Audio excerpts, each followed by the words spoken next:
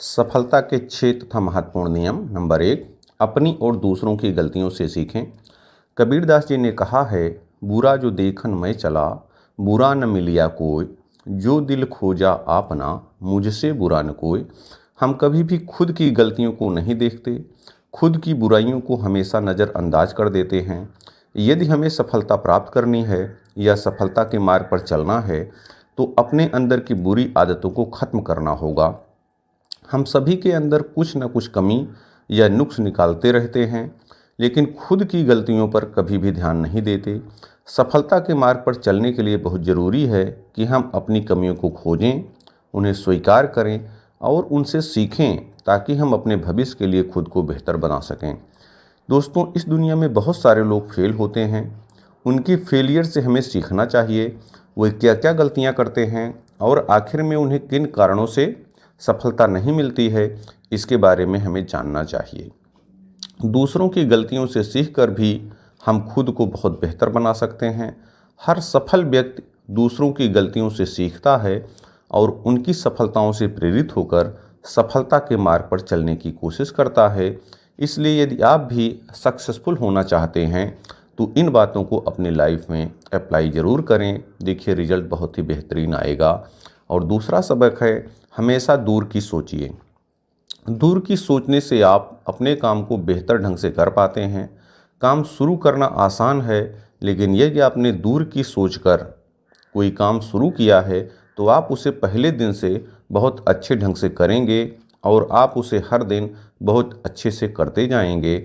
इसलिए सिर्फ अभी के बारे में मत सोचिए, आगे की सोचिए, दूर की सोचिए और खूब सोच विचार करके उस पर, जो भी आप सोचें उस पर खूब मनन कीजिए। खुद को और अपने काम को बेहतर बनाते जाइए। जो भी आप काम कर रहे हैं उसमें अपना 100% दीजिए। अगर इस तरह से आप दूर की सोच कर और 100% अपना देंगे तो आपके सफलता का जो रास्ता है वो बहुत ही आसान हो जाएगा और एक दिन आप अवश्य सफल होंगे। और तीसरा जो नियम है वो ये है, सच्चाई और ईमानदारी के साथ समझौता मत करें। किसी भी व्यक्ति के साथ घुमा फिरा कर या किसी चीज़ का झांसा देकर कोई सौदा या बात ना करें। अपने मन में जो भी बात है साफ दिल से सीधे सीधे बताएं। घुमा फिरा कर बात करने से आप अपने सच्चाई और ईमानदारी पर संदेह लगा रहे होते हैं। अपनी सच्चाई के साथ कभी भी समझौता मत करें। ईमानदारी से अपना काम करते जाएं। इससे आप धीरे धीरे ही सही, लेकिन सफलता के मार्ग पर आगे बढ़ते चले जाएंगे। बिना सच्चाई और ईमानदारी के भले ही आप जल्दी और तेज़ी से सफल हो जाएं, लेकिन उतनी ही जल्दी और तेज़ी से आप नीचे भी गिर जाएंगे और उसी जगह वापस लौट जाएंगे जहां से आपने शुरू किया था। इसलिए बिना समझौता किए चलते जाएं, यही सफलता का सही रास्ता है। और अगला सिद्धांत है बोने और काटने का सिद्धांत। दोस्तों, बिना कुछ दिए आप कभी भी कुछ पा नहीं सकते। बबूल का बीज बोकर आप उसमें आम के पेड़ की उम्मीद नहीं कर सकते। यदि आपको आम खाने हैं तो आपको आम के बीज बोने ही होंगे। आप जैसा बोएंगे वैसा ही काटेंगे। आप जितना बोएंगे उतना काटेंगे। इसलिए सफलता हासिल करने के लिए ज़रूरी है कि हम कल्पनाओं की दुनिया में ही खोए मत रहें, बल्कि इस बात को भी समझें कि हम बिना कुछ दिए ही सफलता प्राप्त करने की उम्मीद कभी भी नहीं कर सकते। यदि हम बेहतर परिणाम की उम्मीद करते हैं तो सबसे पहले हमें बेहतर परिणाम लाने के लिए तैयारी करनी होगी। जिस काम में जितना ज़्यादा अच्छा रिजल्ट चाहिए, हमें काम में उतनी ही ज़्यादा मेहनत देनी होगी। हम जितना ज़्यादा देंगे उतना ही अधिक पाएंगे। इसलिए मेहनत करने में काम चोरी ना करें। जो करना है और जो ज़रूरी है वो कर डालिए और सोच विचार कर डालिए। और अगला सबक है, जैसा बनना चाहते हैं वैसे लोगों के साथ रहें। दोस्तों, यदि आप उच्च चरित्र वाले लोगों के साथ रहेंगे तब उनकी सोच से प्रभावित होकर आप भी उनकी तरह बन जाएंगे। लेकिन यदि आप ऐसे लोगों के साथ रहते हैं जिनकी सोच बहुत पिछड़ी है, तब आपकी सोच भी धीरे धीरे उनके जैसे ही हो जाएगी। आप जैसा बनना चाहते हैं वैसे संगत में जाएं और उनके साथ से सफलता के मार्ग पर चलने की कोशिश करें। दोस्तों, यदि आपके दोस्त भी अच्छे होंगे तो वे आपको हमेशा अच्छे रास्ते पर चलने के लिए प्रेरित करते रहेंगे और यदि आपका दोस्त उतना अच्छा नहीं है और वो बुरे रास्ते की तरफ बढ़ रहा है, बुरे कार्य कर रहा है, तो कहीं न कहीं आप भी उसकी सोच से प्रभावित होंगे और आप सही रास्ते पर ठीक तरीके से नहीं चल पाएंगे। जॉर्ज वाशिंगटन ने कहा है, अगर आप खुद के मान सम्मान को महत्व देते हैं तब गुणवान लोगों की संगत में रहें। खराब लोगों की संगत में रहने से तो अच्छा है कि आप अकेले ही रहें। और अगला सबक है, अपनी खूबियों को जानिए और उन्हें निखारिए। दोस्तों, ये सबक बहुत ही महत्वपूर्ण है। आप अपनी खूबियों को पहचानिए। देखिए, अगर जीवन में बहुत आगे बढ़ना है तो आपको अपनी खूबियों पर काम करना होगा। आपने देखा होगा कि बहुत सारे लोग ऐसे सफल हुए जो पढ़ाई के क्षेत्र में उतने अच्छे नहीं थे, लेकिन दूसरे क्षेत्र में बहुत अच्छे थे और उन्होंने अपने दूसरे क्षेत्र को अपना करियर बना लिया।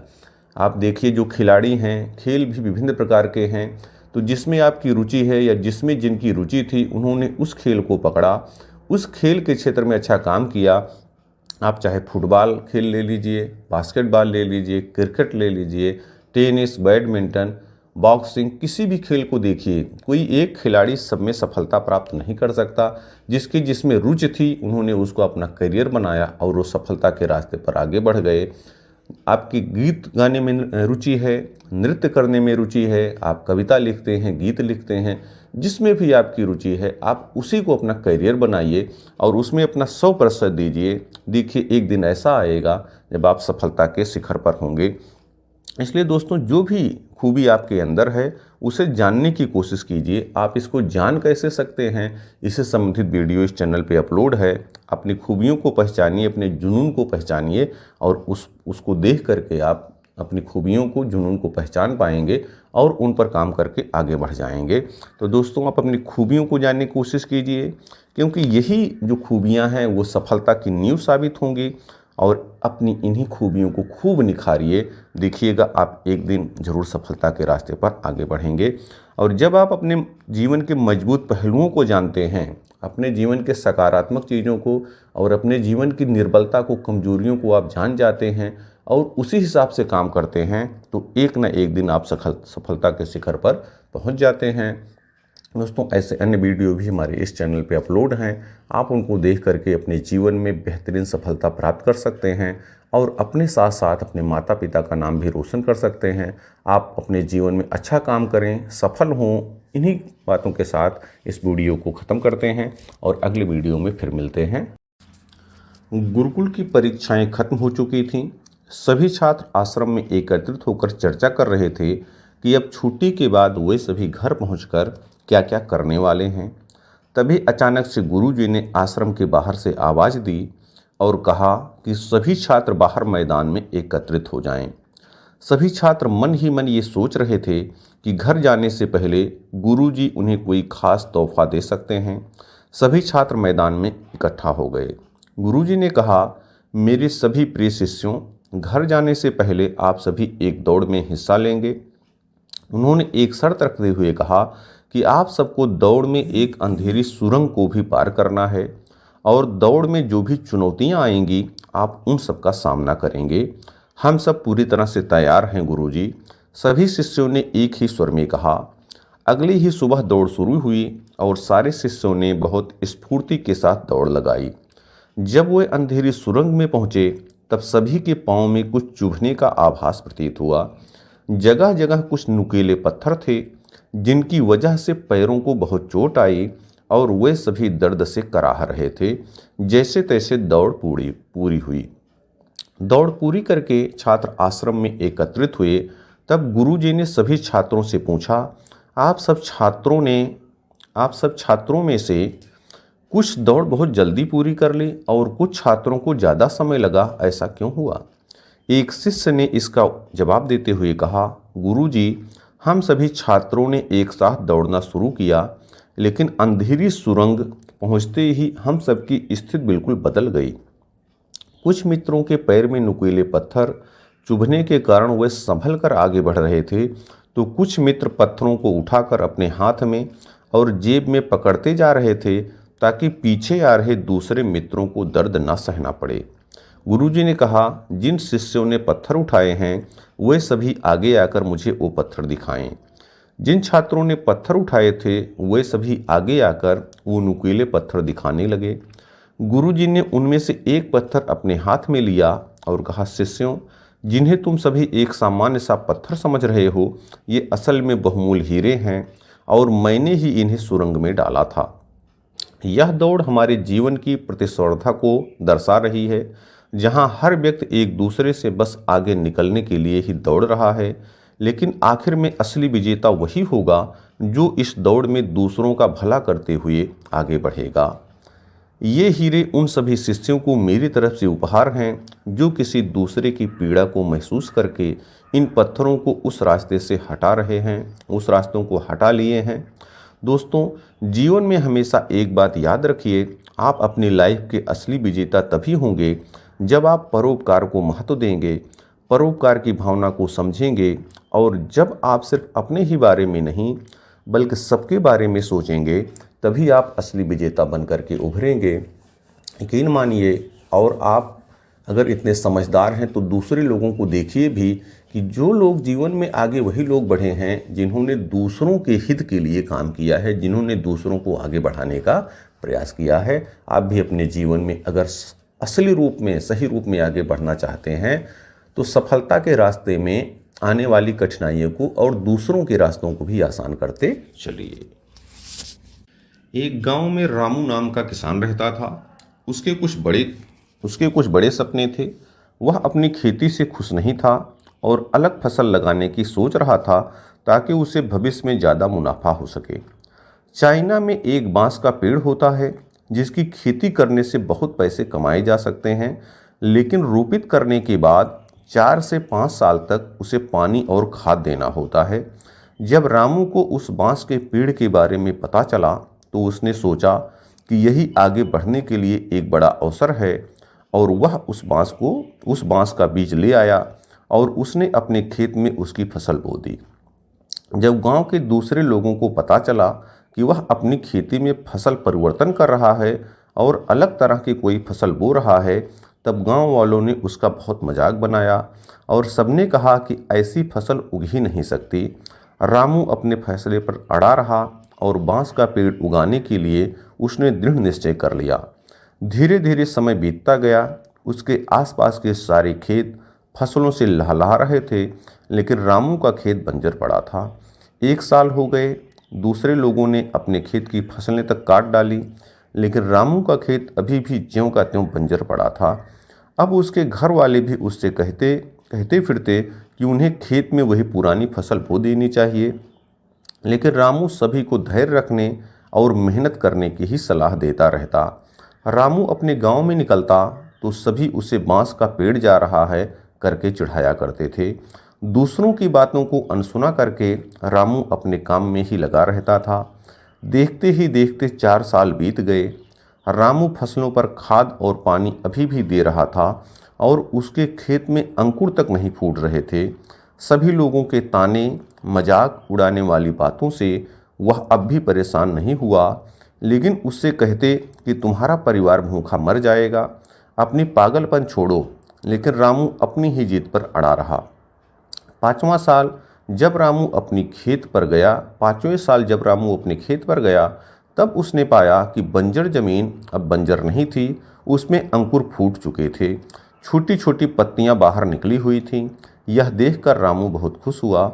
उसकी खुशी का ठिकाना न रहा और देखते ही देखते 6 सप्ताह में बांस का वह पेड़ 90 फीट तक बढ़ गया।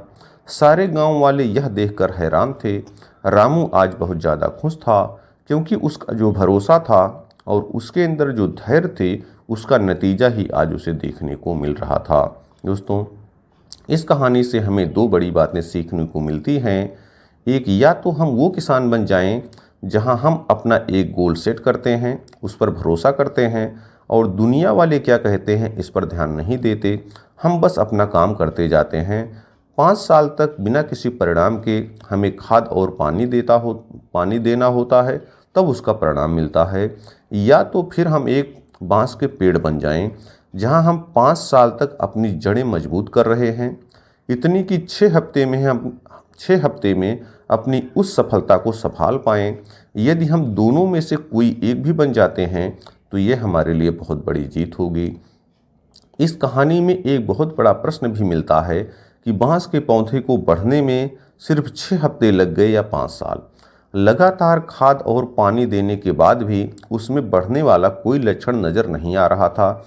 यदि उस वक्त रामू खाद और पानी डालना बंद कर देता तो क्या वह फसल बढ़ पाती? जवाब है बिल्कुल नहीं। अगर रामू ने 5 साल तक उसकी देखभाल नहीं की होती तो बांस का पौधा मर जाता। ये सारी बातें हमारी असल ज़िंदगी पर भी लागू होती हैं। हम कोई काम शुरू करते हैं और हमें लगता है कि काम शुरू करते ही हमें अच्छे परिणाम मिलने शुरू हो जाएंगे। ज़्यादातर लोग जितनी जल्दी काम शुरू करते हैं उतनी ही जल्दी उस काम को बंद भी कर देते हैं, क्योंकि उनके अंदर धैर्य का अभाव होता है। याद रखिए, आपको बस धैर्य और विश्वास के साथ अपना काम करते जाना है। रिजल्ट तुरंत नहीं मिलता, लेकिन एक न एक दिन रिजल्ट अवश्य मिलता है। बहुत बहुत धन्यवाद। एक लड़का फुटबॉल खेलने की प्रैक्टिस करने लगातार आता था, लेकिन वह कभी भी टीम में शामिल नहीं हो सका। जब वह प्रैक्टिस करता था तो उसके पिता मैदान के किनारे बैठकर उसका इंतजार करते रहते थे। मैच शुरू हुए तो वह लड़का 4 दिन तक प्रैक्टिस करने नहीं आया। वह क्वार्टर फाइनल और सेमीफाइनल मैचों के दौरान भी नहीं दिखा। लेकिन वह लड़का फाइनल मैच के दिन आया और उसने कोच के पास जाकर कहा, आपने मुझे हमेशा रिजर्व खिलाड़ियों में रखा और कभी टीम में खेलने नहीं दिया, लेकिन कृपा करके आज आप मुझे खेलने दीजिए। कोच ने कहा, बेटा मुझे दुख है कि तुम्हें यह मौका नहीं दे सकता। टीम में तुमसे अच्छे खिलाड़ी मौजूद हैं। इसके अलावा यह फाइनल मैच है, स्कूल की इज्जत दांव पर लगी है। मैं तुम्हें मौका देकर खतरा मोल नहीं ले सकता। लड़के ने मिन्नत करते हुए कहा, सर मैं आपसे वादा करता हूँ कि मैं आपके विश्वास को नहीं तोड़ूंगा। मेरी आपसे विनती है कि मुझे खेलने दें।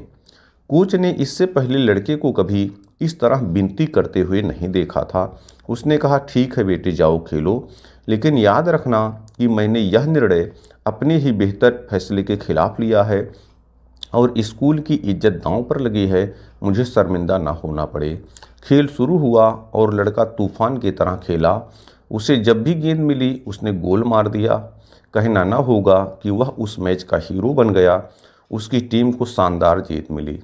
खेल खत्म होने के बाद कोच ने उस लड़के के पास जाकर कहा, बेटा मैं इतना गलत कैसे हो सकता हूँ? मैंने तुम्हें पहले इस तरह कभी खेलते हुए नहीं देखा। यह चमत्कार कैसे हुआ? तुम इतना अच्छा कैसे खेल गए? लड़के ने जवाब दिया, कोच आज मेरे पिताजी मुझे खेलते हुए देख रहे थे। कोच ने मुड़कर उस जगह को देखा जहां उसके पिताजी बैठा करते थे, लेकिन वहां पर कोई नहीं बैठा था। उसने पूछा, बेटा तुम जब भी प्रैक्टिस करने आते थे तो तुम्हारे पिताजी वहां बैठा करते थे, लेकिन आज मैं वहां पर किसी को नहीं देख रहा हूं। लड़के ने उत्तर दिया, कोच मैंने आपको यह कभी नहीं बताया कि मेरे पिताजी अंधे थे। 4 दिन पहले उनकी मृत्यु हो गई। आज पहली बार वह मुझे ऊपर से देख रहे हैं, इसलिए मैं उनको निराश नहीं करना चाहता था और मैंने अपना पूरा जी जान लगा दिया और मैं अच्छे से खेला। दोस्तों, इस कहानी से यह सबक मिलता है कि हमें अपने काम को 100% देना है। हम यह मान के चलें, कोई भी काम जब करें तो यह मान के चलें कि हमें ऊपर से हमारे पूर्वज, हमारे परमात्मा देख रहे हैं। अगर हमारे मन में यह बात रहेगी कि हमें कोई ऊपर से देख रहा है, तो यकीन मानिए हम कभी भी गलत नहीं खेलेंगे और अपने पूरे जी जान से अपना काम करेंगे। बहुत बहुत धन्यवाद। डॉक्टर पटनायक दिल्ली के सबसे बड़े हार्ट सर्जन में से एक थे। ये कहना गलत नहीं होगा कि उनके जैसा डॉक्टर वहाँ कोई नहीं था। काम में सबसे अनुभवी और ज़मीनी स्तर से जुड़े हुए वो बहुत ही विनम्र इंसान थे। एक बार डॉक्टर्स के एक बड़े समूह को अपने अनुभव उनके साथ बांटने के लिए उन्हें आमंत्रित किया गया। डॉक्टर पटनायक 2 वर्षों से अमेरिका में अपनी सेवाएं दे रहे थे और जब पता चला कि उन्हें दिल्ली जाकर डॉक्टर्स के एक बड़े ग्रुप को संबोधित करना है और इस ग्रुप को बताना है कि वो गांव-गांव तक अपनी सेवाएं कैसे पहुंचा सकते हैं, गांव के लोगों को हॉस्पिटल से कैसे जोड़ सकते हैं और गांव में हॉस्पिटल का निर्माण कर मुफ्त में अपनी सेवाएं जन जन तक कैसे पहुंचा सकते हैं। उन्हें जब इस बात का भी पता चला कि दिल्ली से कुछ दूर एक गांव में डॉक्टर्स की मीटिंग रखी गई है, तब वे बहुत खुश हुए, क्योंकि डॉक्टर पटनायक दिल्ली के अलावा कई गांवों में अपनी मुफ्त सेवाएं दे चुके थे और उन्हें गांव के लोग बहुत मानते थे। उन्होंने अपनी फ्लाइट टिकट बुक की, अपना सामान पैक किया और अगले ही दिन दिल्ली के लिए रवाना हो गए। देर शाम को उनकी फ्लाइट लैंड हुई। मौसम ने अपना रुख बदला हुआ था। आसमान से एक दो बूंद टपकती पानी कब छोटे छोटे ओले में बदल गए पता नहीं चला। मौसम बहुत ज़्यादा ख़राब था। दिल्ली से एक जूनियर डॉक्टर शर्मा और उनका ड्राइवर मोहन उन्हें लेने के लिए एयरपोर्ट पर उपस्थित थे। अगली सुबह एक छोटे से गांव में डॉक्टर पटनायक को संबोधित करना था, इसलिए उन्हें उसी रात ही उस गांव के लिए निकलना था। कुछ देर इंतजार करने के बाद भी मौसम की स्थिति वैसी ही थी। डॉक्टर शर्मा ने मोहन से पूछा, यदि आप गाड़ी चला सकें और रास्ते में किसी तरह की कोई असुविधा ना हो तो क्या हम इस मौसम में भी यहाँ से निकल सकते हैं? हाँ, मैं कोशिश करूँगा, लेकिन गांव जाने के लिए हमें कच्चे रास्तों से होकर जाना पड़ेगा, इसलिए अभी हम धीरे धीरे आगे बढ़ सकते हैं, मोहन ने कहा। मोहन ने गाड़ी निकाली और तीनों गांव की तरफ आगे बढ़ने लगे। रास्ता और मौसम दोनों बहुत ख़राब था, इसलिए वे धीरे धीरे आगे बढ़ रहे थे। कुछ दूरी तय करने के बाद जब वो एक गांव से गुजर रहे थे तब मोहन को महसूस हुआ कि उसके गाड़ी का एक टायर पंचर हो गया है। उसने गाड़ी रोकी और नीचे उतरकर बारिश में भीगते हुए टायर को चेक किया। टायर पंचर था। उस गांव में बहुत अंधेरा था। मौसम खराब होने के कारण वहां बिजली नहीं थी, लेकिन मोहन ने देखा कि पास ही के एक घर से रोशनी आ रही थी। मोहन ने डॉक्टर पटनायक और डॉक्टर शर्मा से कहा कि सर, गाड़ी का टायर पंचर है और टायर बदलने में समय लग सकता है, इसलिए गाड़ी से उतरकर हमें पास के घर में अभी कुछ समय रुकना होगा, क्योंकि ऐसे बारिश में टायर बदलना भी संभव नहीं होगा। दोनों डॉक्टर्स गाड़ी से नीचे उतरे और पास के ही घर की तरफ जहां से रोशनी आ रही थी उधर आगे बढ़ने लगे। उन्होंने घर का दरवाज़ा खटखटाया, लेकिन अंदर से किसी भी तरह की कोई प्रतिक्रिया नहीं हुई। उन्होंने एक बार फिर दरवाज़ा खटखटाया और अब की बार दरवाजे पर एक बूढ़ी अम्मा थी जो बहुत उम्र की लग रही थी। माँ जी, हम शहर से आ रहे हैं। मौसम बहुत ख़राब है और यहाँ हमारी गाड़ी भी ख़राब हो गई है। यदि कुछ समय तक आप हमें यहाँ रुकने दें तो आपकी बड़ी मेहरबानी होगी, डॉक्टर शर्मा ने बूढ़ी अम्मा से कहा। क्यों नहीं, आप सब अंदर आइए, मैं आपके लिए चाय बनाती हूँ, बूढ़ी अम्मा ने जवाब देते हुए कहा। ये बिस्तर पर यह छोटा बच्चा क्यों कराह रहा है? इसे क्या हुआ? डॉक्टर पटनायक ने बच्चे की कराह सुनी और बूढ़ी अम्मा से पूछा। बूढ़ी अम्मा ने बताया, क्या बताएं साहब, गांव में हॉस्पिटल की सेवाएं नहीं हैं। हर छोटी बड़ी बीमारी के लिए शहर जाना पड़ता है। यह मेरा इकलौता पोता है। शुरुआत में इसे खांसी थी, धीरे धीरे इसकी छाती में दर्द होने लगा और जब मैंने इसके इलाज की प्रक्रिया पता की तो मुझे पता चला कि मेरा पोता एक बहुत बड़ी बीमारी से जूझ रहा है। इसके हार्ट में बड़ी समस्या है। कुछ डॉक्टर्स ने बताया कि दिल्ली के एक मशहूर डॉक्टर हैं जो आजकल अमेरिका में रहते हैं और कभी कभी ही दिल्ली आते हैं, वही इसका इलाज कर सकते हैं। इलाज में भी बहुत खर्च है। मेरे पास इतने पैसे नहीं कि मैं अपने पोते का इलाज करा सकूं। गरीबी और हॉस्पिटल न होने के चलते ही मैं अपने बेटे और बहू को भी नहीं बचा सकी। वो भी बीमारी से लड़ते हुए चल बसे। मेरे पोते के साथ ऐसा ना हो और वो जल्दी स्वस्थ हो जाए, इसलिए मैं हर रोज़ हर समय भगवान के सामने दिए जलाए रखती हूँ ताकि भगवान मेरे इस चिराग को बुझने ना दें। मैं हर रोज़ भगवान से प्रार्थना करती हूँ कि जब भी डॉक्टर पटनायक दिल्ली आएँ तो मुझे किसी के माध्यम से पता चल सके और मैं उनसे मेरे पोते की जान बचाने की भीख मांग सकूं। अब सब मैंने भगवान पर छोड़ दिया है साहब, ऐसा कहकर बूढ़ी अम्मा रोने लगीं। ये सब बात जब डॉक्टर शर्मा ड्राइवर मोहन ने सुना तो उनके चेहरे पर एक अलग ही चमक दिख रही थी।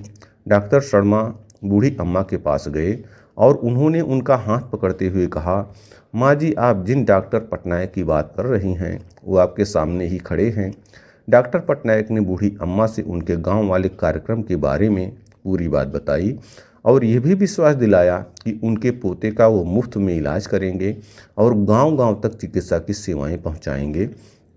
यह सुनने के बाद बूढ़ी अम्मा को विश्वास हो गया कि इस दुनिया में विश्वास कितना ज़रूरी है और उस भगवान पर विश्वास कितना ज़रूरी है जो आपकी दिल से निकली दुआओं और प्रार्थनाओं को कबूल करते हैं।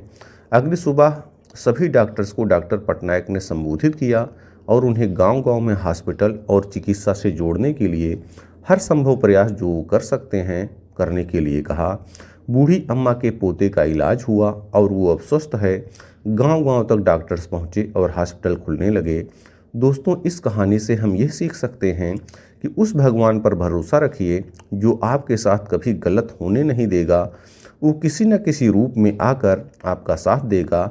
इसलिए अपनी हिम्मत को टूटने मत दीजिए और जो आपका दायित्व है जीवन का, अच्छे काम करते रहिए और भगवान पर विश्वास रखिए।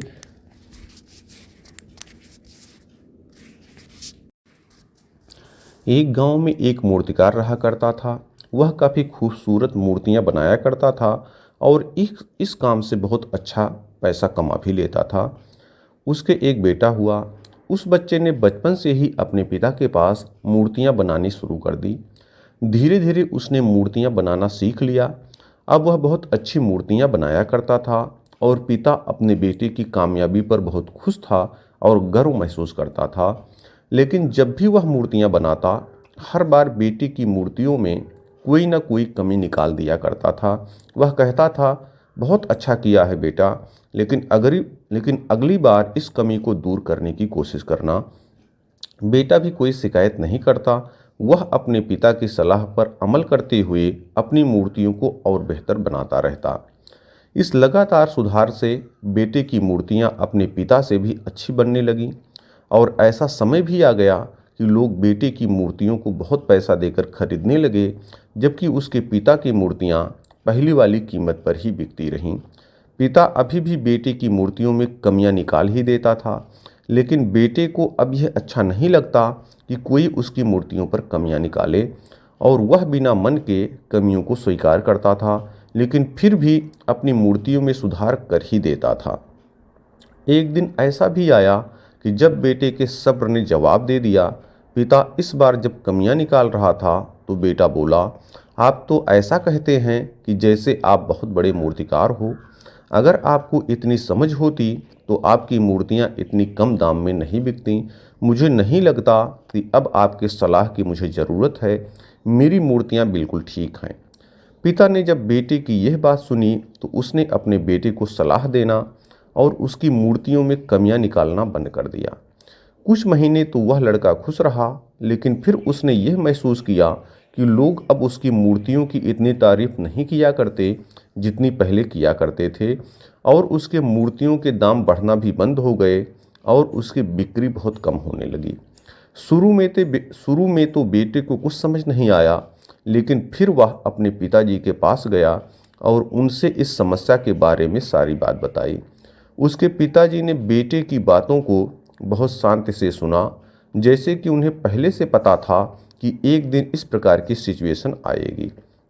बेटे ने भी इस बात को नोटिस किया और पूछा, क्या आप जानते थे कि ऐसा होने वाला है? पिता ने हाँ में उत्तर दिया और बोला, आज से कई साल पहले मैं भी इस हालात से टकराया था। बेटे ने सवाल किया, तो फिर आपने मुझे समझाया क्यों नहीं? पिता ने जवाब दिया, क्योंकि तुम समझना नहीं चाहते थे। मैं जानता हूँ कि तुम्हारी जितनी अच्छी मूर्तियाँ मैं नहीं बनाता हूँ। यह भी हो सकता है कि मूर्तियों के बारे में मेरी सलाह गलत हो।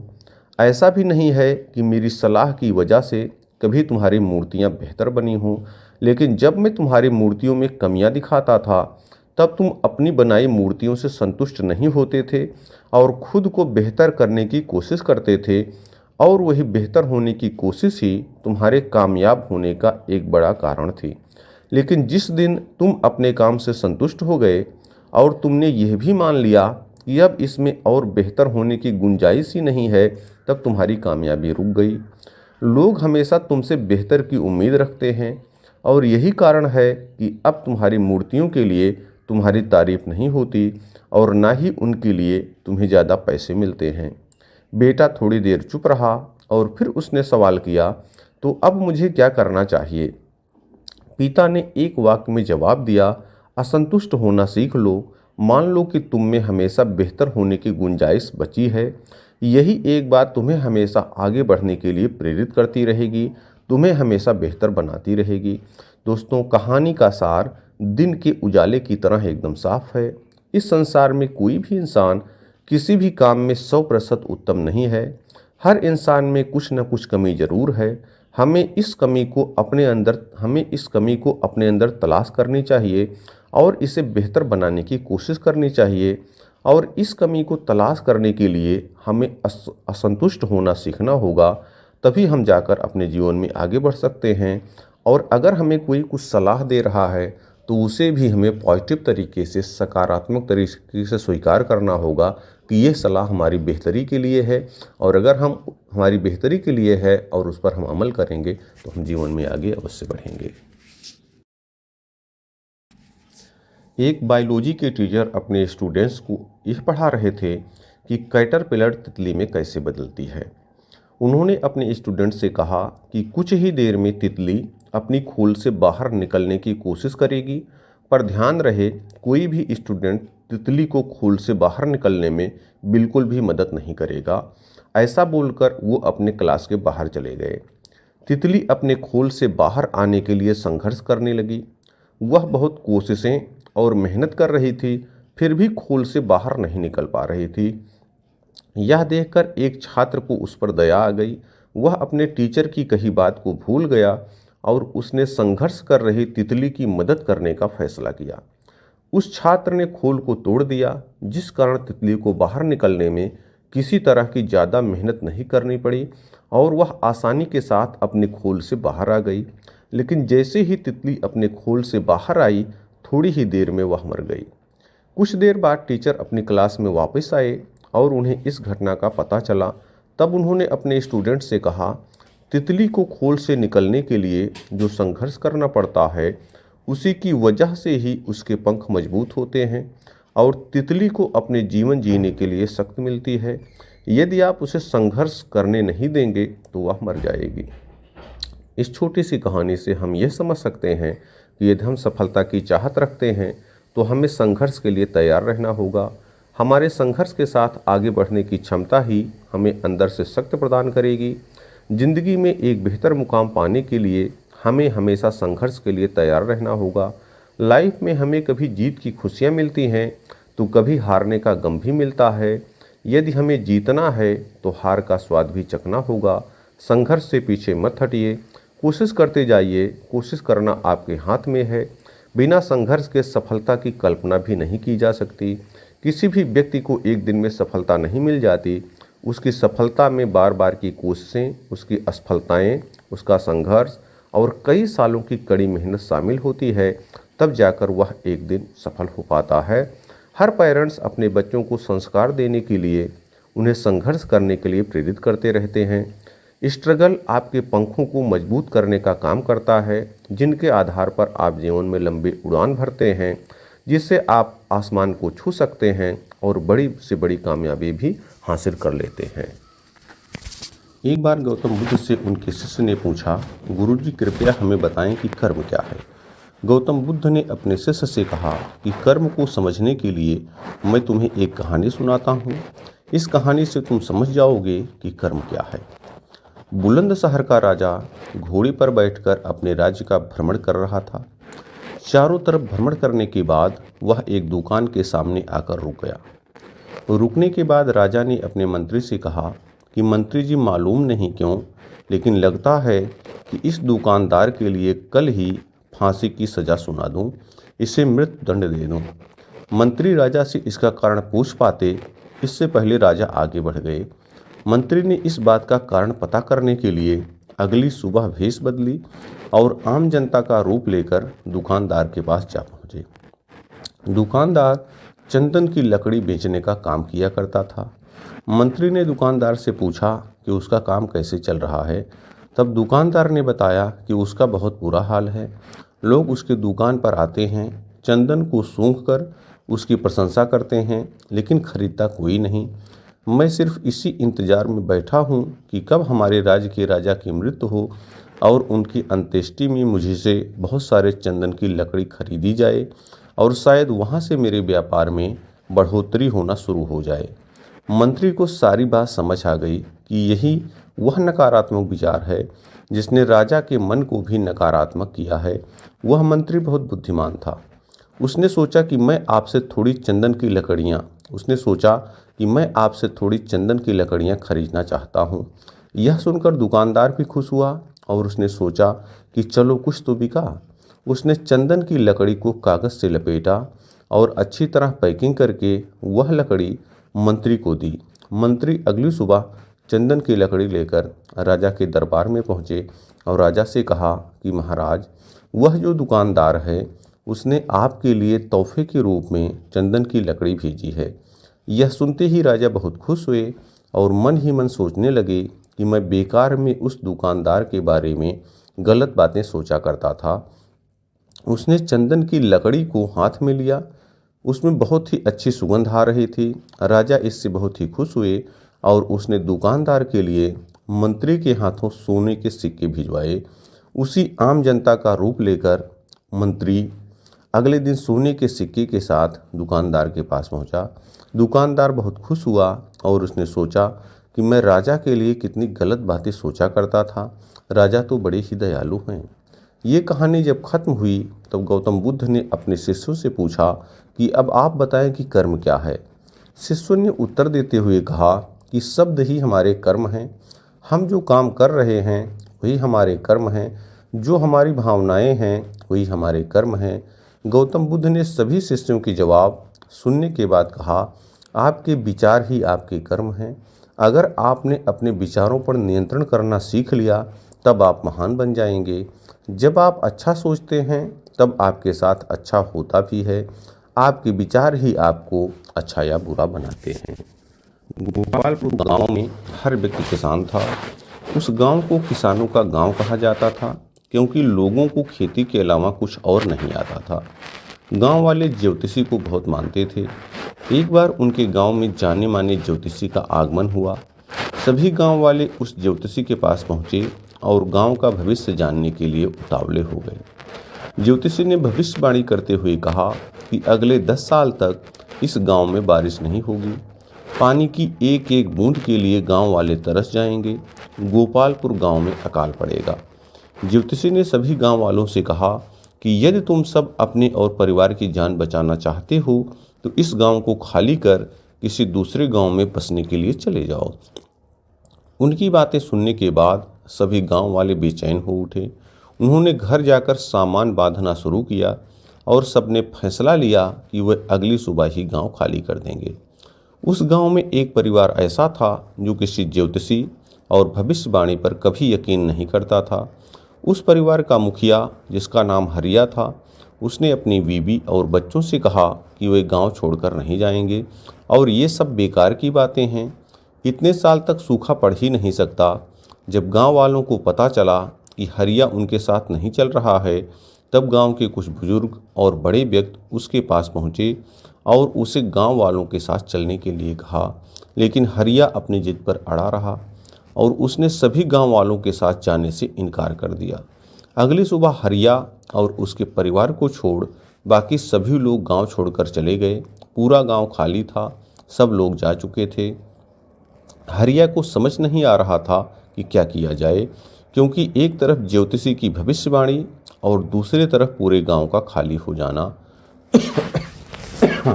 2-3 दिन के बाद हरिया ने सोचा कि क्यों ना हल को लेकर खेत ही जोतता रहूं, क्योंकि जो काम है वह तो होता रहे। उसने खेत जोतना शुरू किया। पहले दिन निराश हताश होकर ही वह घर लौटा और यही सिलसिला 3-4 दिन तक चलता रहा। हफ्ते बीत जाने के बाद एक दिन हरिया अपने खेत पर हल जोतने पहुंचा। वह हल जोत ही रहा था कि एक छोटा सा बादल का टुकड़ा उसके खेत के ऊपर आकर दिखने लगा कि पूरा गांव खाली होने के बाद यही एक किसान अपना खेत जोत रहा है, जबकि सारे लोग 10 साल तक बारिश नहीं, यह बात सोचकर गांव से चले गए और चारों तरफ सूखा पड़ा हुआ है। उसने किसान से पूछा, अरे ओ किसान, क्या तुम बेवकूफ़ हो? सारे गांव वाले चले गए लेकिन तुम अकेले ही खेत जोत रहे हो। यह सुनकर किसान ने बादल से कहा, क्या आपको पता है कि मैं खेत क्यों जोत रहा हूँ? इसके पीछे एक बड़ी वजह है। उसी वजह के कारण मैं काम कर रहा हूँ। वजह यह है कि मैं खेत इसलिए जोत रहा हूँ कि मैं खेत जोतना न भूल जाऊँ, हल चलाना न भूल जाऊँ। आपको तो पता नहीं है कि आप कब बरसोगे, लेकिन अगर मैं हल चलाना भूल गया तो मैं अपनी ज़िंदगी में करूँगा भी क्या। बादल ने सोचा कि ज्योतिषी ने तो भविष्यवाणी कर दी कि 10 साल तक हम बरसेंगे नहीं। अगर हम बरसेंगे नहीं तो कभी हम बरसना न भूल जाएं। वहाँ और भी बादल इकट्ठा हो गए और जमकर बारिश होने लगी।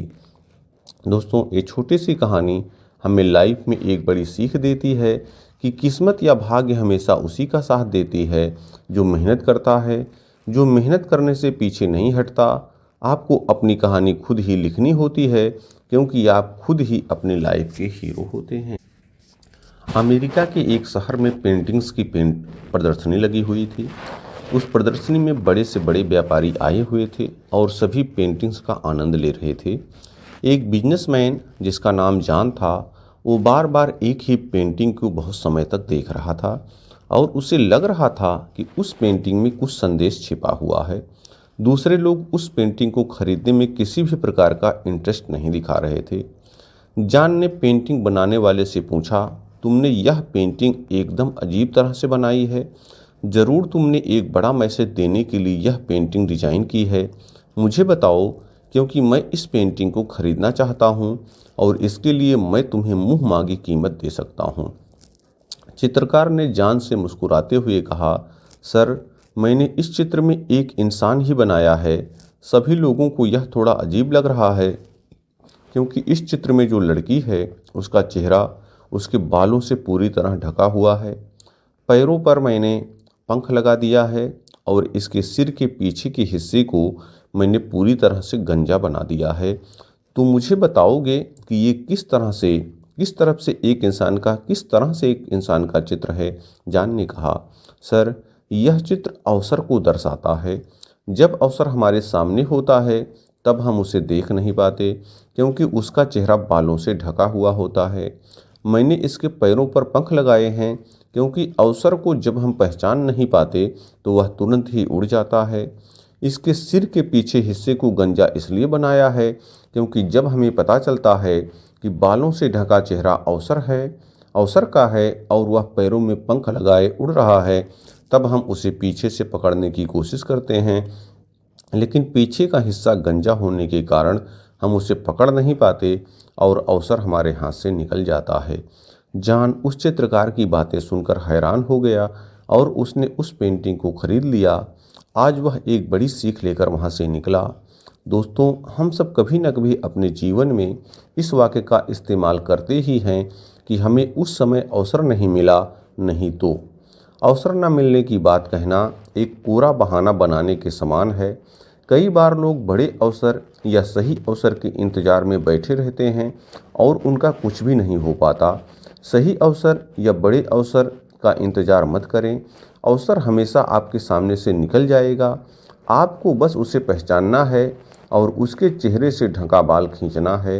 अवसर छोटा या बड़ा नहीं होता, इसलिए बड़े अवसर के इंतज़ार में खाली मत बैठे रहिए। हर अवसर का लाभ उठाइए। अवसर का बहाना बनाकर आप अपनी जिम्मेदारी से कब तक भागते फिरेंगे। अवसर का निर्माण कीजिए, क्योंकि सब आपके हाथ में है। भगवान ने आपको पूरी तरह से सक्षम बनाकर भेजा है, इसलिए आगे बढ़िए और अवसर को पकड़िए। एक बार गौतम बुद्ध से उनके शिष्य ने पूछा, गुरुजी, कृपया हमें बताएं कि कर्म क्या है। गौतम बुद्ध ने अपने शिष्य से कहा कि कर्म को समझने के लिए मैं तुम्हें एक कहानी सुनाता हूँ। इस कहानी से तुम समझ जाओगे कि कर्म क्या है। बुलंद शहर का राजा घोड़े पर बैठकर अपने राज्य का भ्रमण कर रहा था। चारों तरफ भ्रमण करने के बाद वह एक दुकान के सामने आकर रुक गया। रुकने के बाद राजा ने अपने मंत्री से कहा कि मंत्री जी, मालूम नहीं क्यों, लेकिन लगता है कि इस दुकानदार के लिए कल ही फांसी की सज़ा सुना दूं, इसे मृत्यु दंड दे दूं। मंत्री राजा से इसका कारण पूछ पाते, इससे पहले राजा आगे बढ़ गए। मंत्री ने इस बात का कारण पता करने के लिए अगली सुबह भेष बदली और आम जनता का रूप लेकर दुकानदार के पास जा पहुँचे। दुकानदार चंदन की लकड़ी बेचने का काम किया करता था। मंत्री ने दुकानदार से पूछा कि उसका काम कैसे चल रहा है। तब दुकानदार ने बताया कि उसका बहुत बुरा हाल है। लोग उसके दुकान पर आते हैं, चंदन को सूंघकर उसकी प्रशंसा करते हैं, लेकिन खरीदता कोई नहीं। मैं सिर्फ इसी इंतजार में बैठा हूँ कि कब हमारे राज्य के राजा की मृत्यु हो और उनकी अंत्येष्टि में मुझे से बहुत सारे चंदन की लकड़ी खरीदी जाए और शायद वहाँ से मेरे व्यापार में बढ़ोतरी होना शुरू हो जाए। मंत्री को सारी बात समझ आ गई कि यही वह नकारात्मक विचार है जिसने राजा के मन को भी नकारात्मक किया है। वह मंत्री बहुत बुद्धिमान था। उसने सोचा कि मैं आपसे थोड़ी चंदन की लकड़ियाँ खरीदना चाहता हूँ। यह सुनकर दुकानदार भी खुश हुआ और उसने सोचा कि चलो कुछ तो बिका। उसने चंदन की लकड़ी को कागज़ से लपेटा और अच्छी तरह पैकिंग करके वह लकड़ी मंत्री को दी। मंत्री अगली सुबह चंदन की लकड़ी लेकर राजा के दरबार में पहुँचे और राजा से कहा कि महाराज, वह जो दुकानदार है उसने आपके लिए तोहफे के रूप में चंदन की लकड़ी भेजी है। यह सुनते ही राजा बहुत खुश हुए और मन ही मन सोचने लगे कि मैं बेकार में उस दुकानदार के बारे में गलत बातें सोचा करता था। उसने चंदन की लकड़ी को हाथ में लिया। उसमें बहुत ही अच्छी सुगंध आ रही थी। राजा इससे बहुत ही खुश हुए और उसने दुकानदार के लिए मंत्री के हाथों सोने के सिक्के भिजवाए। उसी आम जनता का रूप लेकर मंत्री अगले दिन सोने के सिक्के के साथ दुकानदार के पास पहुंचा। दुकानदार बहुत खुश हुआ और उसने सोचा कि मैं राजा के लिए कितनी गलत बातें सोचा करता था। राजा तो बड़े ही दयालु हैं। ये कहानी जब खत्म हुई तब गौतम बुद्ध ने अपने शिष्यों से पूछा कि अब आप बताएं कि कर्म क्या है। शिष्यों ने उत्तर देते हुए कहा कि शब्द ही हमारे कर्म हैं। हम जो काम कर रहे हैं वही हमारे कर्म हैं। जो हमारी भावनाएं हैं वही हमारे कर्म हैं। गौतम बुद्ध ने सभी शिष्यों के जवाब सुनने के बाद कहा, आपके विचार ही आपके कर्म हैं। अगर आपने अपने विचारों पर नियंत्रण करना सीख लिया तब आप महान बन जाएंगे। जब आप अच्छा सोचते हैं तब आपके साथ अच्छा होता भी है। आपके विचार ही आपको अच्छा या बुरा बनाते हैं। गोपालपुर गांव में हर व्यक्ति किसान था। उस गांव को किसानों का गांव कहा जाता था क्योंकि लोगों को खेती के अलावा कुछ और नहीं आता था। गांव वाले ज्योतिषी को बहुत मानते थे। एक बार उनके गांव में जाने माने ज्योतिषी का आगमन हुआ। सभी गांव वाले उस ज्योतिषी के पास पहुंचे और गांव का भविष्य जानने के लिए उतावले हो गए। ज्योतिषी ने भविष्यवाणी करते हुए कहा कि अगले 10 साल तक इस गांव में बारिश नहीं होगी। पानी की एक एक बूंद के लिए गांव वाले तरस जाएंगे। गोपालपुर गांव में अकाल पड़ेगा। ज्योतिषी ने सभी गांव वालों से कहा कि यदि तुम सब अपने और परिवार की जान बचाना चाहते हो तो इस गांव को खाली कर किसी दूसरे गांव में बसने के लिए चले जाओ। उनकी बातें सुनने के बाद सभी गांव वाले बेचैन हो उठे। उन्होंने घर जाकर सामान बांधना शुरू किया और सबने फैसला लिया कि वह अगली सुबह ही गांव खाली कर देंगे। उस गांव में एक परिवार ऐसा था जो किसी ज्योतिषी और भविष्यवाणी पर कभी यकीन नहीं करता था। उस परिवार का मुखिया, जिसका नाम हरिया था, उसने अपनी बीवी और बच्चों से कहा कि वे गांव छोड़कर नहीं जाएंगे और ये सब बेकार की बातें हैं। इतने साल तक सूखा पड़ ही नहीं सकता। जब गांव वालों को पता चला कि हरिया उनके साथ नहीं चल रहा है तब गांव के कुछ बुजुर्ग और बड़े व्यक्ति उसके पास पहुंचे और उसे गांव वालों के साथ चलने के लिए कहा, लेकिन हरिया अपनी जिद पर अड़ा रहा और उसने सभी गांव वालों के साथ जाने से इनकार कर दिया। अगली सुबह हरिया और उसके परिवार को छोड़ बाकी सभी लोग गांव छोड़कर चले गए। पूरा गांव खाली था। सब लोग जा चुके थे। हरिया को समझ नहीं आ रहा था कि क्या किया जाए, क्योंकि एक तरफ ज्योतिषी की भविष्यवाणी और दूसरी तरफ पूरे गांव का खाली हो जाना। 2-3 दिन के बाद हरिया ने सोचा कि क्यों ना हल को लेकर खेत ही जोतता रहूं, क्योंकि जो काम है वह तो होता रहे। उसने खेत जोतना शुरू किया। पहले दिन निराश हताश होकर ही वह घर लौटा और यही सिलसिला 3-4 दिन तक चलता रहा। हफ्ते बीत जाने के बाद एक दिन हरिया अपने खेत पर हल जोतने पहुंचा। वह हल जोत ही रहा था कि एक छोटा सा बादल का टुकड़ा उसके खेत के ऊपर आकर दिखने लगा।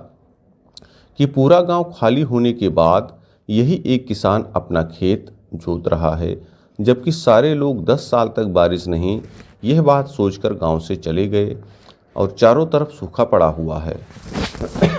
उसने किसान से पूछा, अरे ओ किसान, क्या तुम बेवकूफ़ हो? सारे गांव वाले चले गए लेकिन तुम अकेले ही खेत जोत रहे हो। यह सुनकर किसान ने बादल से कहा, क्या आपको पता है कि मैं खेत क्यों जोत रहा हूँ? इसके पीछे एक बड़ी वजह है। उसी वजह के कारण मैं काम कर रहा हूँ। वजह यह है कि मैं खेत इसलिए जोत रहा हूँ कि मैं खेत जोतना न भूल जाऊँ, हल चलाना न भूल जाऊँ। आपको तो पता नहीं है कि आप कब बरसोगे, लेकिन अगर मैं हल चलाना भूल गया तो मैं अपनी ज़िंदगी में करूँगा भी क्या? बादल ने सोचा कि ज्योतिषी ने तो भविष्यवाणी कर दी कि 10 साल तक हम बरसेंगे नहीं। अगर हम बरसेंगे नहीं तो कभी हम बरसना ना भूल जाएं। वहाँ और भी बादल इकट्ठा हो गए और जमकर बारिश होने लगी।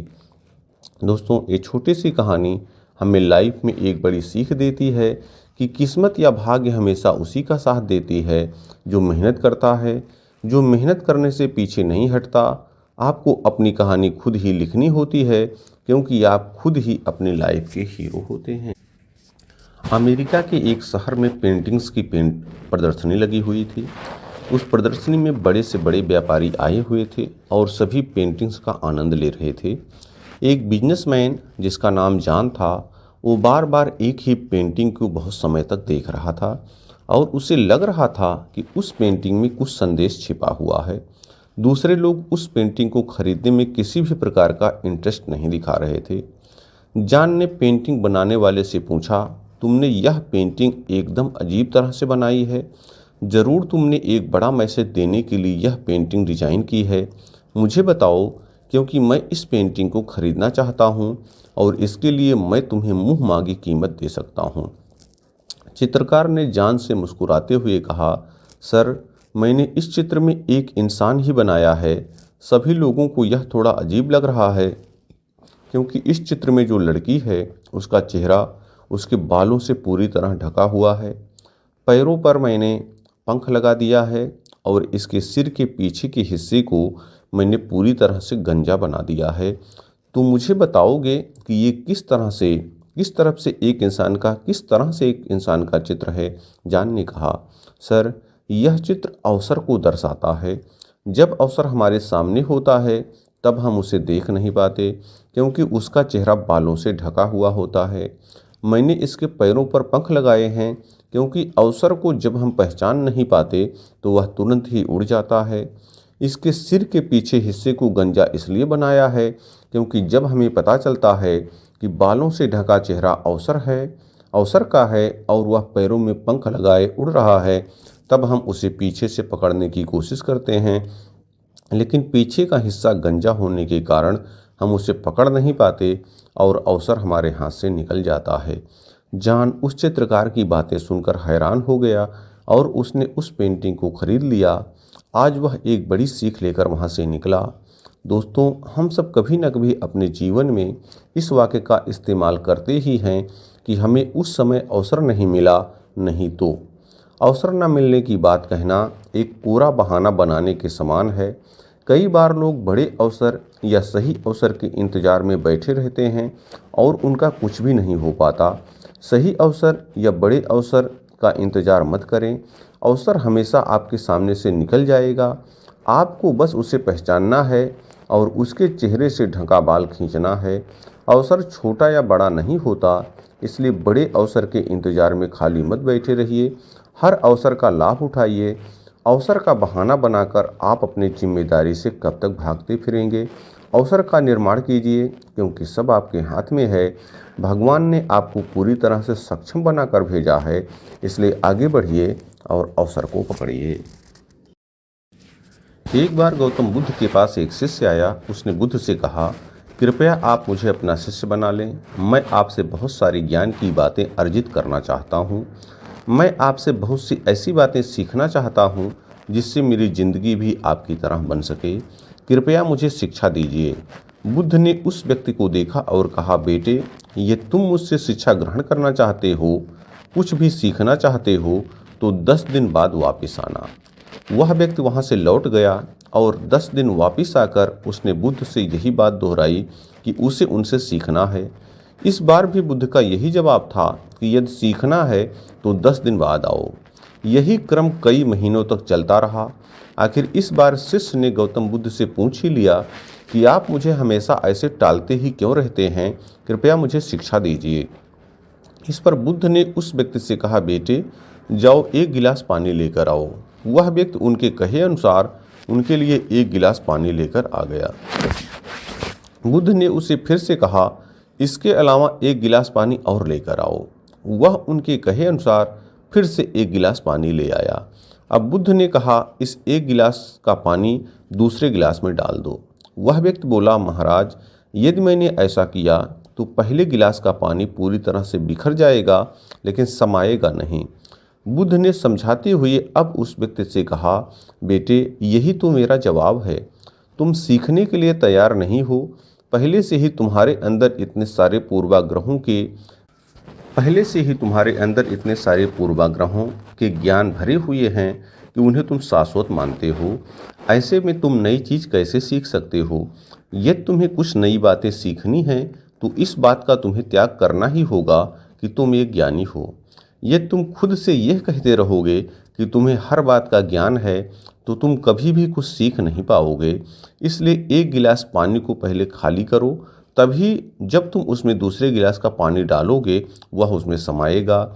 इसलिए अपने दिमाग को खाली करो, खुद के पुराने विचारों को खाली करो, क्योंकि सीखने के लिए तुम्हें पूर्वाग्रह छोड़ना होगा।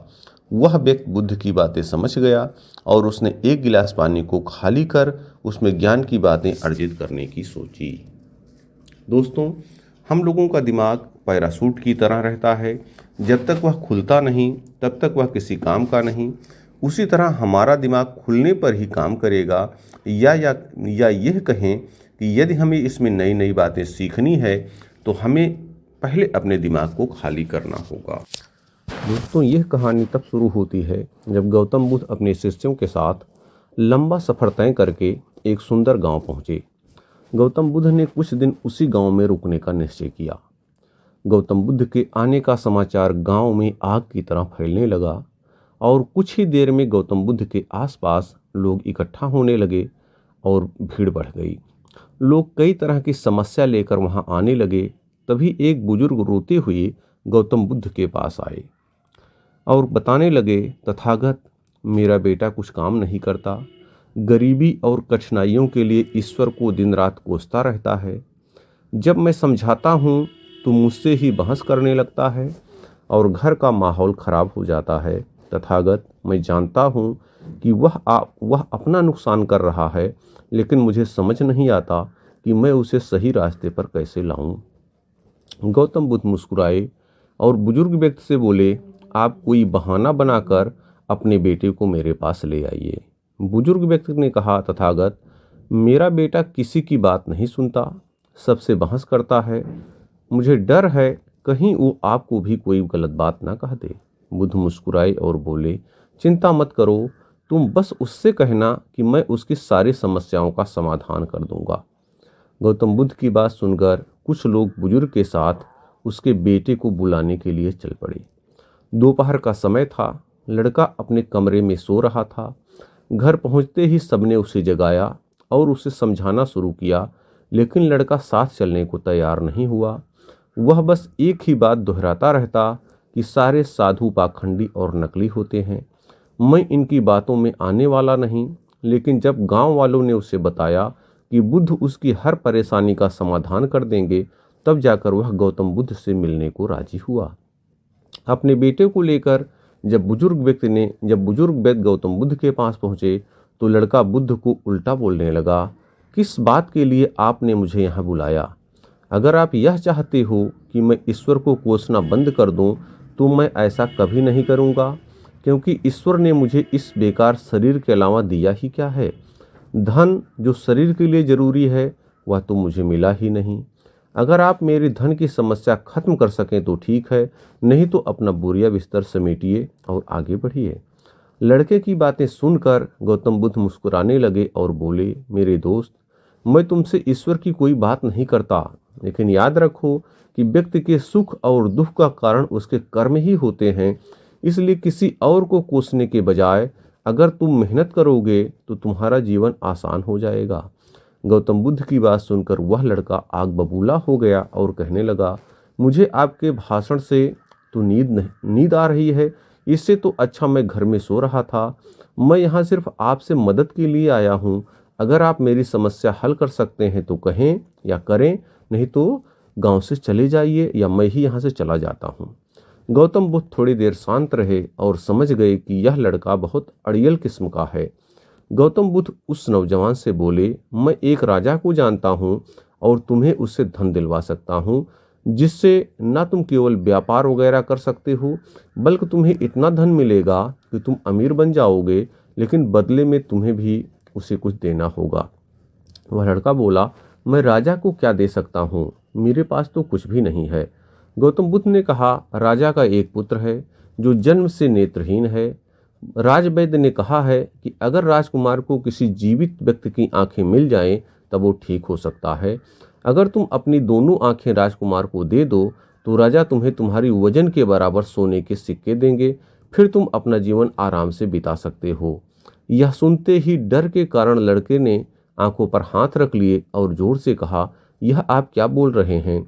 जीते जी कोई अपनी आंखें कैसे दे सकता है? कोई कितना भी धन क्यों ना दे, मैं अपनी आंखें नहीं दे सकता। गौतम बुद्ध बोले, कोई बात नहीं, दो नहीं तो सिर्फ एक ही आंख दे दो, फिर भी मैं तुम्हारी वजन के बराबर सोने के सिक्के दिलवा दूंगा। वह लड़का फिर जमकर बोला, आप ये कैसी बातें कर रहे हैं? मुझे सोने के चाहे जितने सिक्के मिल जाएं, मैं अपनी एक भी आंख नहीं दे सकता। मेरी आंखें अनमोल हैं।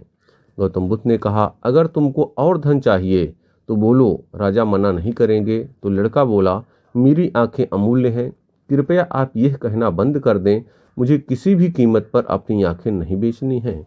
लड़के की बात सुनकर गौतम बुद्ध ने कहा, मेरे प्यारे दोस्त, अभी कुछ समय पहले ही तुम अपने शरीर को बेकार कह के कोस रहे थे और अब तुम ही कह रहे हो कि तुम्हारी आंखें अनमोल हैं। आंखें तुम्हारे शरीर का एक छोटा सा हिस्सा है। अगर तुम्हारी आंखें अनमोल हैं तो तुम्हारा शरीर कैसे बेकार हो सकता है? अगर शरीर तुम्हें अनमोल लगता है तो तुम्हारी बुद्धि की क्या कीमत है? अगर यह सब अनमोल है तो जीवन शक्ति जो तुम्हें जिंदा रखे हुए है उसकी क्या कीमत है? सबसे बड़ी ताकत पहले से तुम्हारे पास है। गौतम बुद्ध के शब्द सुनकर उस लड़के की आंखों में आंसू आ गए। वो तथागत के चरणों में गिर के रोने लगा। फिर कहा, मैंने बहुत बार कोशिश की लेकिन मैं कुछ नहीं कर सका, इसलिए मैं इतना हताश और कड़वा हो गया हूँ। बुद्ध ने लड़के को उठाया और कहा, मेरे दोस्त, इंसान का जन्म बहुत कीमती है। केवल इंसान के पास ही इतना विवेक होता है कि वो सही गलत में अंतर कर सकता है। ताकतवर पशु पक्षियों में भी ये स्वतंत्रता नहीं है। इसलिए अपने शब्दों की ताकत को पहचानो और किस्मत को कोसना बंद करो। जब सर पर परेशानी आती है तो हम सब नकारात्मक हो जाते हैं और भूल जाते हैं कि हमारे पास कितनी सारी कीमती योग्यताएं हैं। गौतम बुद्ध ने कहा कि बनाने और मिटाने दोनों की शक्ति हमारे शब्दों में है। जब शब्द सच्चाई और दया से भरे होते हैं तो पूरी दुनिया को बदल सकते हैं। इसलिए गौतम बुद्ध कहते हैं कि अपनी जुबान को अच्छे शब्द सिखाओ और अपने मन को अच्छे विचार सिखाओ। आँख कान नाक सबको प्रशिक्षित करो। इंद्रियां बहुत अच्छी दोस्त बन सकती हैं। यह हमको दुख से पार ले जाएंगी और हम जो चाहें वो प्राप्त कर सकते हैं। यह सब हम ध्यान, योग, प्राणायाम, विपश्यना से भी सीख सकते हैं। और गौतम बुद्ध की ये सब बातें सुन करके वह लड़का उसी दिन से अपने मन में सबक लेता है और आगे कुछ अच्छा करके अपने जीवन को बेहतर बनाने का प्रयास करता है। एक समय की बात है, संत रामदास और उनका एक शिष्य सुबह सुबह भ्रमण पर निकले। शिष्य ने अपने गुरुजी से पूछा, गुरुजी, आप इतने बड़े संत हैं, इतने महान हैं, फिर भी ऐसे साधारण वस्त्र क्यों पहनते हैं? इन वस्त्रों से यह बिल्कुल भी नहीं लगता कि आप इतने ज्ञानी हैं। इस बात पर गुरुजी ने शिष्य को एक अंगूठी दी और मुस्कुराते हुए कहा कि मैं तुम्हारे सवाल का जरूर जवाब दूंगा, लेकिन उससे पहले तुम्हें यह अंगूठी किसी व्यापारी को बेचकर आनी पड़ेगी। इस अंगूठी के बदले व्यापारी से एक असरफी जरूर लेकर आना। शिष्य ने गुरुजी की बात मान ली और उस अंगूठी को वह बेचने के लिए निकल पड़ा। थोड़े समय पश्चात जब वह वापस लौटा तो उसने बताया कि कोई भी व्यापारी इस अंगूठी के बदले एक असरफी देने के लिए तैयार नहीं हुआ। तब गुरुजी ने कहा कि कोई बात नहीं, तुम इस अंगूठी को किसी जौहरी के पास जाओ, बेच कर आओ। लेकिन इस बार भी शिष्य अंगूठी को लेकर गुरुजी के पास वापस आ गया और उसने बताया कि सभी जौहरियों ने इस अंगूठी को लेने से मना कर दिया और उन सब ने कहा कि इस अनमोल अंगूठी को हम सब मिलकर भी खरीद नहीं सकते, इसके लिए तो लाखों असरफियाँ भी कम हैं। ये बात सुनते ही गुरुजी मुस्कुराकर बोले, यही तो तुम्हारे प्रश्न का उत्तर है। जिस प्रकार सिर्फ ऊपर से देखकर इस अनमोल अंगूठी की कीमत का अंदाजा नहीं लगाया जा सकता, ठीक उसी प्रकार किसी व्यक्ति को उसके वस्त्रों से नहीं आंका जा सकता। इंसान की पहचान उसके कर्मों से होती है, ना कि वस्त्र से। और दूसरी कहानी है बेटी और सेब। एक बार पिताजी अपनी बेटी को बाजार घुमाने के लिए ले गए। बाजार में तरह तरह की चीज़ें थी। तभी बेटी की नज़र सेब से भरे एक ठेले पर पड़ी। बेटी ने पिताजी से सेब दिलाने के लिए कहा, क्योंकि बेटी बहुत छोटी थी और पिताजी नहीं चाहते थे कि उसकी बेटी इसके लिए जिद करने लगे। इसलिए पिताजी ने तुरंत 2 सेब खरीद लिए। तुरंत ही बेटी ने दोनों सेब अपने एक एक हाथों में ले लिया। उसके पिता ने उससे पूछा कि बेटी, क्या तुम मेरे साथ एक सेब बांट सकती हो? यह सुनते ही बेटी ने सेब का एक टुकड़ा खा लिया। इससे पहले कि पिता कुछ और बोलता, बेटी ने दूसरे सेब का टुकड़ा भी खा लिया। यह देखकर उसके पिता को बहुत दुख हुआ। वह मन ही मन सोचने लगा कि उसने अपनी बेटी को कैसे संस्कार दिए हैं। शायद कुछ गलत संस्कार की वजह से उसकी बेटी के अंदर लालच की भावना पैदा हो गई है। पिता मन में इस प्रकार की बातें सोच ही रहा था कि बेटी ने उसकी तरफ एक सेब बढ़ाते हुए कहा कि पापा, आप यह सेब खाइए, ये बहुत ही मीठा और रसीला है। इस पर पिता को कुछ कहते नहीं बना। उसे बहुत ही बुरा महसूस हो रहा था कि उसने बिना कुछ सोचे समझे अपनी बेटी के बारे में गलत राय कैसे बना ली। हालांकि वह अपनी बेटी का प्यार देखकर बहुत खुश भी हुआ, लेकिन उसे पछतावा भी हो रहा था। दोस्तों, बिना किसी चीज़ को सोचे समझे जल्दबाजी में कभी भी नतीजे पर नहीं पहुंचना चाहिए। घमंड। तीसरी कहानी है घमंड।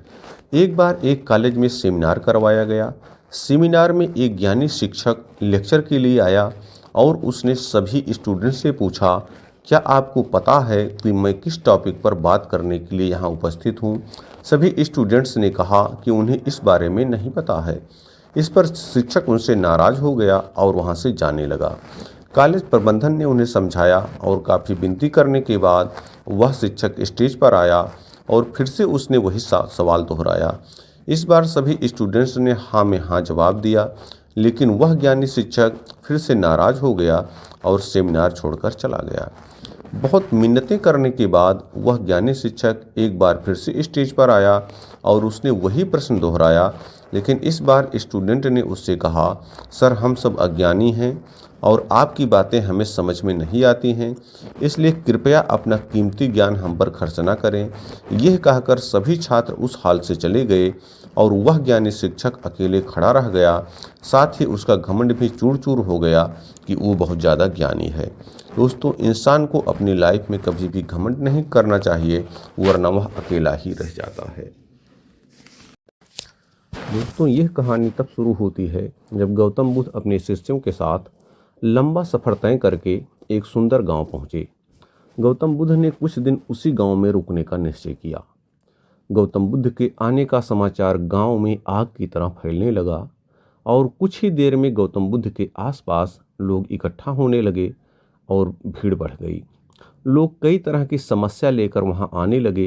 तभी एक बुजुर्ग रोते हुए गौतम बुद्ध के पास आए और बताने लगे, तथागत, मेरा बेटा कुछ काम नहीं करता, गरीबी और कठिनाइयों के लिए ईश्वर को दिन रात कोसता रहता है। जब मैं समझाता हूँ तो मुझसे ही बहस करने लगता है और घर का माहौल खराब हो जाता है। तथागत, मैं जानता हूँ कि वह अपना नुकसान कर रहा है, लेकिन मुझे समझ नहीं आता कि मैं उसे सही रास्ते पर कैसे लाऊं। गौतम बुद्ध मुस्कुराए और बुजुर्ग व्यक्ति से बोले, आप कोई बहाना बनाकर अपने बेटे को मेरे पास ले आइए। बुजुर्ग व्यक्ति ने कहा, तथागत, मेरा बेटा किसी की बात नहीं सुनता, सबसे बहस करता है। मुझे डर है कहीं वो आपको भी कोई गलत बात ना कह दे।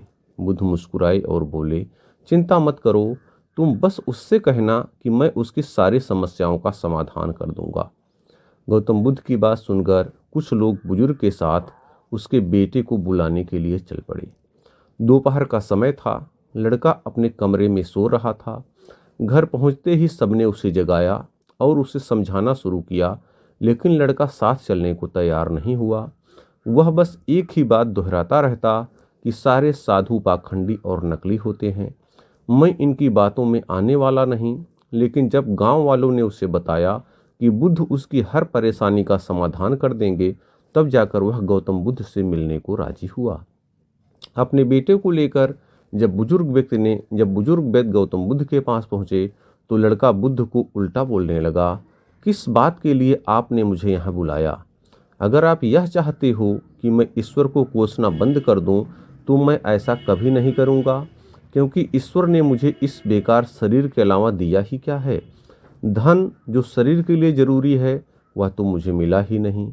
अगर आप मेरी धन की समस्या खत्म कर सकें तो ठीक है, नहीं तो अपना बोरिया बिस्तर समेटिए और आगे बढ़िए। लड़के की बातें सुनकर गौतम बुद्ध मुस्कुराने लगे और बोले, मेरे दोस्त, मैं तुमसे ईश्वर की कोई बात नहीं करता, लेकिन याद रखो कि व्यक्ति के सुख और दुख का कारण उसके कर्म ही होते हैं। इसलिए किसी और को कोसने के बजाय अगर तुम मेहनत करोगे तो तुम्हारा जीवन आसान हो जाएगा। गौतम बुद्ध की बात सुनकर वह लड़का आग बबूला हो गया और कहने लगा, मुझे आपके भाषण से तो नींद आ रही है। इससे तो अच्छा मैं घर में सो रहा था। मैं यहाँ सिर्फ आपसे मदद के लिए आया हूँ। अगर आप मेरी समस्या हल कर सकते हैं तो कहें या करें, नहीं तो गांव से चले जाइए या मैं ही यहाँ से चला जाता हूँ। गौतम बुद्ध थोड़ी देर शांत रहे और समझ गए कि यह लड़का बहुत अड़ियल किस्म का है। गौतम बुद्ध उस नौजवान से बोले, मैं एक राजा को जानता हूँ और तुम्हें उससे धन दिलवा सकता हूँ, जिससे ना तुम केवल व्यापार वगैरह कर सकते हो, बल्कि तुम्हें इतना धन मिलेगा कि तुम अमीर बन जाओगे, लेकिन बदले में तुम्हें भी उसे कुछ देना होगा। वह लड़का बोला, मैं राजा को क्या दे सकता हूँ? मेरे पास तो कुछ भी नहीं है। गौतम बुद्ध ने कहा, राजा का एक पुत्र है जो जन्म से नेत्रहीन है। राजवैद्य ने कहा है कि अगर राजकुमार को किसी जीवित व्यक्ति की आंखें मिल जाएं तब वो ठीक हो सकता है। अगर तुम अपनी दोनों आंखें राजकुमार को दे दो तो राजा तुम्हें तुम्हारी वजन के बराबर सोने के सिक्के देंगे, फिर तुम अपना जीवन आराम से बिता सकते हो। यह सुनते ही डर के कारण लड़के ने आंखों पर हाथ रख लिए और जोर से कहा, यह आप क्या बोल रहे हैं? जीते जी कोई अपनी आंखें कैसे दे सकता है? कोई कितना भी धन क्यों ना दे, मैं अपनी आंखें नहीं दे सकता। गौतम बुद्ध बोले, कोई बात नहीं, दो नहीं तो सिर्फ एक ही आंख दे दो, फिर भी मैं तुम्हारी वजन के बराबर सोने के सिक्के दिलवा दूंगा। वह लड़का फिर जमकर बोला, आप ये कैसी बातें कर रहे हैं? मुझे सोने के चाहे जितने सिक्के मिल जाएं, मैं अपनी एक भी आंख नहीं दे सकता। मेरी आंखें अनमोल हैं। गौतम बुद्ध ने कहा, अगर तुमको और धन चाहिए तो बोलो, राजा मना नहीं करेंगे। तो लड़का बोला, मेरी आंखें अमूल्य हैं, कृपया आप यह कहना बंद कर दें, मुझे किसी भी कीमत पर अपनी आंखें नहीं बेचनी हैं। लड़के की बात सुनकर गौतम बुद्ध ने कहा, मेरे प्यारे दोस्त, अभी कुछ समय पहले ही तुम अपने शरीर को बेकार कह के कोस रहे थे और अब तुम ही कह रहे हो कि तुम्हारी आंखें अनमोल हैं। आंखें तुम्हारे शरीर का एक छोटा सा हिस्सा है। अगर तुम्हारी आंखें अनमोल हैं तो तुम्हारा शरीर कैसे बेकार हो सकता है? अगर शरीर तुम्हें अनमोल लगता है तो तुम्हारी बुद्धि की क्या कीमत है? अगर यह सब अनमोल है तो जीवन शक्ति जो तुम्हें जिंदा रखे हुए है उसकी क्या कीमत है? सबसे बड़ी ताकत पहले से तुम्हारे पास है। गौतम बुद्ध के शब्द सुनकर उस लड़के की आंखों में आंसू आ गए। वो तथागत के चरणों में गिर के रोने लगा। फिर कहा, मैंने बहुत बार कोशिश की लेकिन मैं कुछ नहीं कर सका, इसलिए मैं इतना हताश और कड़वा हो गया हूँ। बुद्ध ने लड़के को उठाया और कहा, मेरे दोस्त, इंसान का जन्म बहुत कीमती है। केवल इंसान के पास ही इतना विवेक होता है कि वो सही गलत में अंतर कर सकता है। ताकतवर पशु पक्षियों में भी ये स्वतंत्रता नहीं है। इसलिए अपने शब्दों की ताकत को पहचानो और किस्मत को कोसना बंद करो। जब सर पर परेशानी आती है तो हम सब नकारात्मक हो जाते हैं और भूल जाते हैं कि हमारे पास कितनी सारी कीमती योग्यताएं हैं। गौतम बुद्ध ने कहा कि बनाने और मिटाने दोनों की शक्ति हमारे शब्दों में है। जब शब्द सच्चाई और दया से भरे होते हैं तो पूरी दुनिया को बदल सकते हैं। इसलिए गौतम बुद्ध कहते हैं कि अपनी जुबान को अच्छे शब्द सिखाओ और अपने मन को अच्छे विचार सिखाओ। आँख, कान, नाक सबको प्रशिक्षित करो। इंद्रियां बहुत अच्छी दोस्त बन सकती हैं। यह हमको दुख से पार ले जाएंगी और हम जो चाहें वो प्राप्त कर सकते हैं। ये सब हम ध्यान, योग, प्राणायाम, विपश्यना से भी सीख सकते हैं। और गौतम बुद्ध की ये सब बातें सुन करके वह लड़का उसी दिन से अपने मन में सबक लेता है और आगे कुछ अच्छा करके अपने जीवन को बेहतर बनाने का प्रयास करता है और वो उसकी ज़िंदगी अच्छी बन जाती है। महात्मा बुद्ध का एक शिष्य था जिसका नाम था चशपाल। चक्षु का अर्थ होता है आँखें, लेकिन दिलचस्प बात यह है कि चशपाल स्वयं अंधा था। एक दिन महात्मा गौतम बुद्ध जेतवन विहार आश्रम पर थे।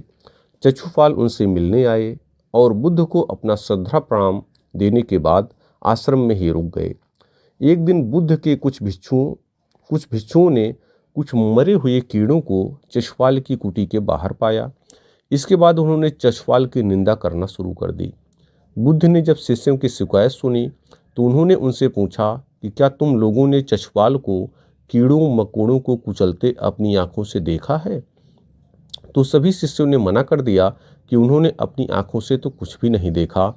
तब भगवान बुद्ध ने उनसे कहा कि जैसे तुमने चशपाल को कीड़ों को मारते हुए नहीं देखा, ठीक वैसे ही चशपाल ने भी कभी उन कीड़ों को मरते हुए नहीं देखा। चशपाल ने उन कीड़ों को जानबूझकर नहीं मारा है, इसलिए ऐसे में उसकी निंदा या भर्त्सना करना बिल्कुल उचित नहीं है। तब भिक्षुओं ने बुद्ध से पूछा कि भिक्षु चशपाल अंधे कैसे हुए? क्या उन्होंने इस जन्म में या फिर पिछले जन्म में कोई पाप किए थे? तब बुद्ध ने उन शिष्यों को चशपाल के एक पूर्व जन्म की कहानी बताई। महात्मा बुद्ध बोले कि चशपाल पूर्व जन्म में एक चिकित्सक थे। एक नेत्रहीन स्त्री सभी जगह चिकित्सा करवाकर हार चुकी थी। कोई उसकी आंखों को ठीक नहीं कर सका। तब उसने चशपाल से अपने नेत्रों की चिकित्सा कराई और उसने चशपाल को यह वचन दिया था कि यदि वो उसकी आंखों की रोशनी लौटा देंगे तो वो और उसका पूरा परिवार भिक्षु चशपाल के दास बन जाएंगे। चशपाल की चिकित्सा से उस स्त्री की आंखें बिल्कुल ठीक हो गईं, लेकिन अंत में उसने दासी बनने के भय से अपने द्वारा किए गए वादे को मानने से इनकार कर दिया। चशपाल समझ गए कि वह औरत अपने वादे से पीछे हट रही है।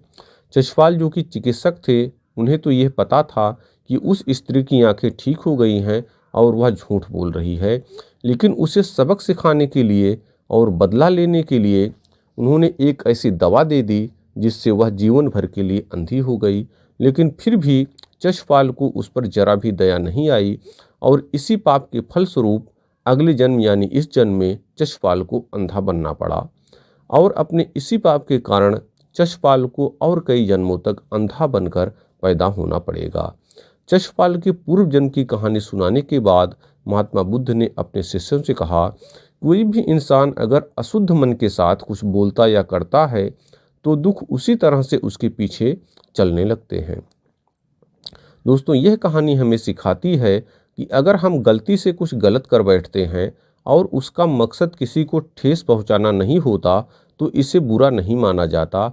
ठीक वैसे ही जैसे जब चशपाल ने अनजाने में गलती से जीवित चीज़ों को चोट पहुंचाई तो यह कोई बुरी बात नहीं थी, क्योंकि उसने जानबूझकर ऐसा नहीं किया था। यदि कोई किसी बुरी भावना के चलते कोई दूसरे के प्रति कुछ बुरा करता है तो उसे अपने कार्यों के परिणाम स्वरूप होने वाली बुरी चीज़ों का सामना करना पड़ता है। चशपाल के साथ यही हुआ। उसे अपने गलत कार्यों के परिणाम स्वरूप कई जन्मों तक अंधा होकर पैदा होना पड़ा। जीवन में हम सभी ऐसे काम करते हैं जो अच्छे होते हैं और कुछ ऐसे भी होते हैं जो अच्छे नहीं होते। हम कभी कभी गलतियां करते हैं, लेकिन वास्तव में जो मायने रखता है वह यह है कि हम अंदर से कैसा महसूस करते हैं। अगर हमारे पास दयालु और अच्छा दिल है तो गलती होने पर भी लोग हमें समझेंगे और माफ़ कर देंगे। लेकिन अगर हमारे मन में नीच या आहत करने वाली भावनाएं हैं तो हम जो कुछ भी करते हैं या कहते हैं वह उन बुरी भावनाओं से प्रभावित होगा और फिर हमें अपने कार्यों के दुखद परिणामों का सामना करना पड़ेगा।